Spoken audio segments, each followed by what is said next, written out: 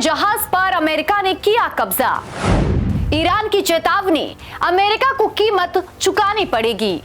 खाड़ी के शांत दिखने वाले पानी के नीचे इस वक्त एक खामोश जंग चल रही है। दुनिया की सबसे अहम समुद्री लाइफलाइन स्ट्रेट ऑफ हॉर्मुज अब सिर्फ तेल का रास्ता नहीं बल्कि टकराव का मैदान बन चुकी है।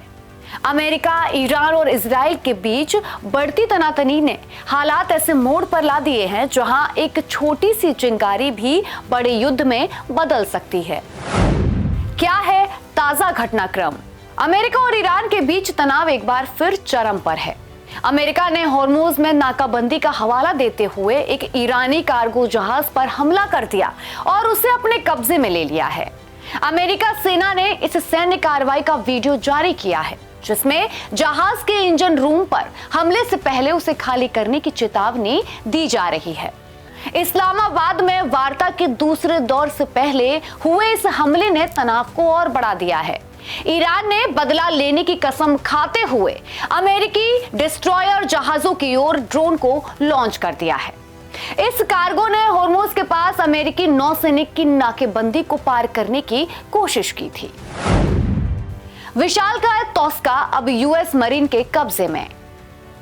अमेरिकी राष्ट्रपति डोनाल्ड ट्रंप ने सोशल मीडिया पर एक पोस्ट कर दावा किया है कि ईरान झंडे लगे इस कार्गो का नाम तोस्का है। तोस्का की लंबाई लगभग 900 फीट है और इसका वजन किसी एयरक्राफ्ट कैरियर के बराबर है। ट्रंप ने अपने सोशल मीडिया पोस्ट पर लिखा है कि तोस्का अपनी पिछली अवैध गतिविधियों के कारण पहले से ही अमेरिकी ट्रेजरी के प्रतिबंधों के दायरे में आता है। अब ये पूरी तरह से हमारे कब्जे में है और हम जांच कर रहे हैं कि इसमें क्या लदा हुआ है। ईरान ने कहा, समुद्री डकैती का जवाब जल्द देंगे। अमेरिकी नेवी के एक्शन पर अब ईरान ने भी प्रतिक्रिया दे दी है। ईरान ने कहा है कि अमेरिका की समुद्री डकैती का जल्द जवाब दिया जाएगा। अमेरिकी नौसेना ने उसके जहाज पर गोलीबारी कर युद्ध विराम का उल्लंघन किया है। ये जहाज चीन से ईरान की ओर जा रहा था। अमेरिकी कार्रवाई के बाद ईरानी ड्रोन से यूएस मिलिट्री शिप पर भी अटैक किए गए हैं। इतिहास की जड़ें, ये नया टकराव नहीं है। अमेरिका और ईरान के बीच दुश्मनी की शुरुआत ईरानियन रेवोल्यूशन से मानी जाती है। इस क्रांति में ईरान के शाह को हटा दिया गया जो अमेरिका के करीबी सहयोगी थे और एक इस्लामिक गणराज्य की स्थापना हुई। इसके तुरंत बाद तेहरान में अमेरिकी दूतावास पर कब्जा किया गया और 52 अमेरिकियों को बंधक बनाया गया। इस घटना ने दोनों देशों के रिश्ते को पूरी तरह से तोड़ दिया और अविश्वास की नींव रख दी। शांति वार्ताओं पर संकट के बादल। ये घटना ऐसे समय में हुई है जब दोनों देशों के बीच युद्ध विराम खत्म होने के कुछ ही दिन बचे हैं। इस टकराव ने पाकिस्तान में होने वाली संभावित शांति वार्ता पर अनिश्चितता बढ़ा दी है। ट्रंप ने पुष्टि की है कि अमेरिकी वार्ताकार इस्लामाबाद जा रहे हैं। वहीं ईरान की ओर से अभी तक कोई भी बातचीत के लिए आधिकारिक पुष्टि नहीं की गई है। हालांकि ईरानी संसद के अध्यक्ष मोहम्मद बगीर ने कहा है कि कूटनीति के मैदान में हम पीछे नहीं हटेंगे, लेकिन उन्होंने ये भी माना है कि दोनों पक्षों के बीच मतभेद बहुत गहरे हैं। ईरान ने वार्ता में शामिल ना होने के लिए सीधे तौर पर अमेरिका की नाजायज मांगों को जिम्मेदार ठहराया है। ईरान ने साफ कहा है कि अमेरिका की ज्यादा मांगें, अवास्तविक अपेक्षाएं, बार बार रुख बदलना और विरोधाभासी बयान इस स्थिति को और जिम्मेदार बना रहे हैं। साथ ही ईरान ने स्ट्रेट ऑफ हॉर्मुज और अपने बंदरगाहों पर जारी अमेरिकी नौसेना की नाकेबंदी को भी युद्ध विराम का उल्लंघन बताया है। शहबाज शरीफ ने की ईरान के राष्ट्रपति से बात। अब इस पूरे घटनाक्रम के बीच पाकिस्तान के प्रधानमंत्री शहबाज शरीफ ने ईरानी राष्ट्रपति से फोन पर बातचीत की है। पाकिस्तान के प्रधानमंत्री कार्यालय से यह बताया गया है कि शहबाज शरीफ ने ईरान के राष्ट्रपति के साथ फोन कॉल पर क्षेत्र की ताजा स्थिति को लेकर समीक्षा की है। शहबाज ने ईरान के राष्ट्रपति को सऊदी अरब, कतर और तुर्की के साथ हुई हालिया बातचीत के बारे में जानकारी दी। इस बातचीत का उद्देश्य युद्ध प्रभावित क्षेत्रों में स्थायी शांति स्थापित करने के लिए सहमत माना जा रहा है। पहला दौर 21 घंटे की बातचीत, लेकिन नतीजा शून्य। अमेरिका और ईरान के बीच पहला दौर 11-12 अप्रैल 2026 को हुआ, जिसे इस्लामाबाद टॉक्स कहा गया। ये बातचीत करीब 21 घंटे तक चली। मतलब दोनों पक्ष गंभीर थे, लेकिन समझौते से बहुत दूर थे। इस बातचीत के कुछ मुख्य मुद्दे थे। पहला, ईरान का न्यूक्लियर प्रोग्राम। दूसरा, स्ट्रेट ऑफ हॉर्मुज को खोलना। तीसरा, अमेरिका का नौसैनिक ब्लॉकेड। और चौथा, क्षेत्रीय सुरक्षा और इजराइल फैक्टर। लेकिन समस्या यह थी कि अमेरिका चाहता था कि ईरान अपने परमाणु कार्यक्रम को सीमित करे।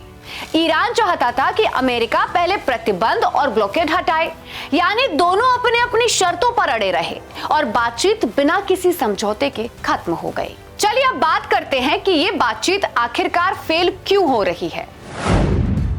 पहला, भरोसे की कमी। ईरान को लगता है कि अमेरिका भरोसेमंद नहीं है। अमेरिका को लगता है कि ईरान अपने परमाणु इरादों को छिपा रहा है। दूसरा, पहले कौन झुकेगा। अमेरिका का मानना है कि पहले ईरान अपने कार्यक्रम रोके, वहीं ईरान का मानना है कि पहले अमेरिका अपने प्रतिबंध हटाए। तीसरा, जमीन पर टकराव जारी। जब समुद्र में जहाज जब्त हो रहे हों और हमले हो रहे हों, तो बातचीत सिर्फ औपचारिकता बन जाती है। मौजूदा स्थिति, युद्ध कितना करीब है। देखिए, वर्तमान हालात बेहद नाजुक हैं। एक तरफ सैन्य गतिविधियां बढ़ रही हैं, दूसरी तरफ कूटनीतिक बातचीत रुकती जा रही है। अमेरिका अपनी नौसेना की मौजूदगी को बढ़ा रहा है, जबकि ईरान आक्रामक बयानबाजी कर रहा है। क्षेत्रीय देश भी सतर्क हो गए हैं, क्योंकि किसी भी बड़े टकराव का असर पूरे मिडिल ईस्ट पर पड़ेगा। अगर स्थिति और बिगड़ती है तो अमेरिका सीधे सैन्य कार्रवाई कर सकता है, ईरान हॉर्मुज को बंद कर सकता है और इजराइल भी इस संघर्ष में खुलकर शामिल हो सकता है। यह स्थिति एक बड़े क्षेत्रीय युद्ध का रूप ले सकती है।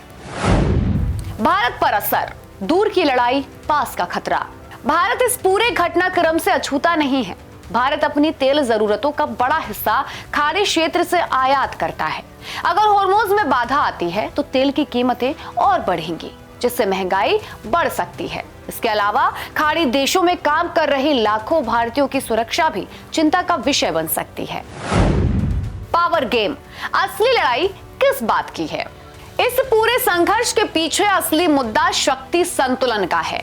अमेरिका मिडिल ईस्ट में अपनी पकड़ बनाए रखना चाहता है, ईरान खुद को क्षेत्रीय ताकत के रूप में स्थापित करना चाहता है और इजराइल अपनी सुरक्षा को लेकर कोई जोखिम नहीं लेना चाहता।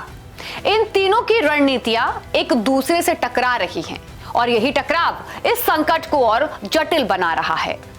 देखिए, खाड़ी का ये संकट सिर्फ एक क्षेत्रीय विवाद नहीं है, ये पूरी दुनिया के भविष्य से जुड़ा हुआ है। एक जहाज की घटना से शुरू हुआ ये तनाव अब उस मुकाम पर पहुंच चुका है जहां हर फैसला बेहद अहम हो गया है। अगर ये टकराव बढ़ता है तो इसका असर सिर्फ मिडिल ईस्ट तक सीमित नहीं रहेगा, पूरी दुनिया इसकी चपेट में आ सकती है। और अब सबसे बड़ा सवाल यही उठता है, क्या कूटनीति इस आग को बुझा पाएगी या दुनिया एक और बड़े युद्ध की तरफ बढ़ रही है। फिलहाल के लिए मेरे साथ इतना ही। ऐसी ही तमाम वीडियो देखने के लिए जुड़े रहिए प्राइम न्यूज के डिजिटल प्लेटफॉर्म के साथ। नमस्कार।